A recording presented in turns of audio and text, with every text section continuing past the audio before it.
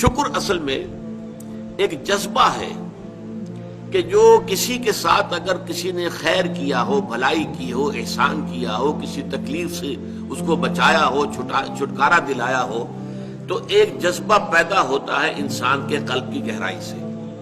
اب اسے ہم جذبہ تشکر کہیں گے، جذبہ امتنان کہیں گے۔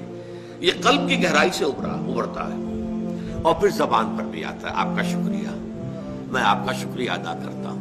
یہ شکر جو ہے در حقیقت یہ فطرت کی صحت کی علامت ہے۔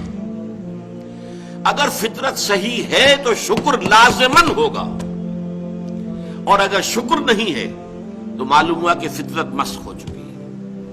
آپ کے ساتھ کسی نے بھلائی کی اور آپ کے اندر یہ جذبہ بھی پیدا نہیں ہوا۔ یہ تو حیوانات تک کے اندر ہے۔ آپ کسی پیاسے جانور کے سامنے پانی رکھیے، کوئی بکری ہو، کوئی اور ہو، کوئی گائے ہو، پیاسا ہو، بندھا ہوا ہے، وہ تو ادھر ادھر دوڑ کر اپنی پیاس پوری نہیں کر سکتا۔ بالٹی میں پانی رکھ دیجیے، وہ پی کر پھر وہ آنکھیں اٹھا کر آپ کو دیکھے گا۔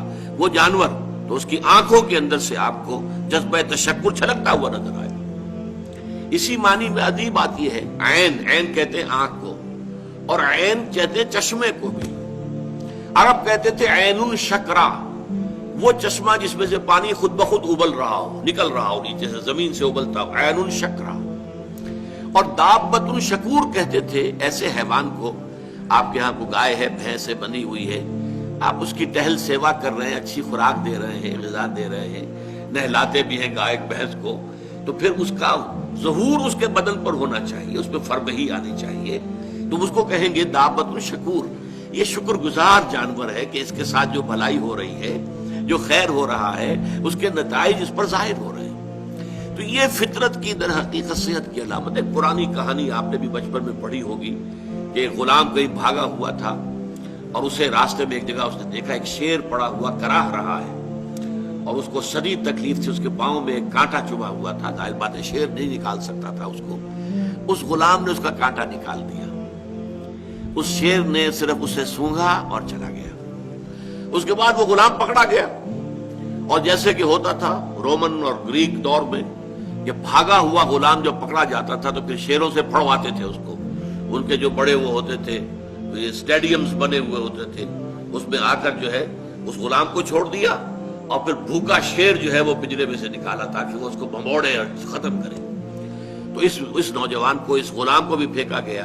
اس کے بعد جو شیر کا پنجرا کھولا تو شیر آیا، اس نے سونگا اور اس کو چھوڑ کر علیحدہ بیٹھ گیا۔ لوگ حیران ہوئے، معلوم ہوا یہ وہی شیر تھا کہ جس کے پاؤں سے کانٹا نکالا تھا اس غلام نے، جبکہ وہ بھاگا پھر رہا تھا، چھپتا پھر رہا تھا جنگلوں میں۔ بہرحال یہ شے سمجھ لیجئے کہ شکر جو ہے در حقیقت یہ فطرت کی صحت کی علامت ہے۔ یہاں تک فرمایا حضور نے من لم یشکر الناس لا یشکر اللہ۔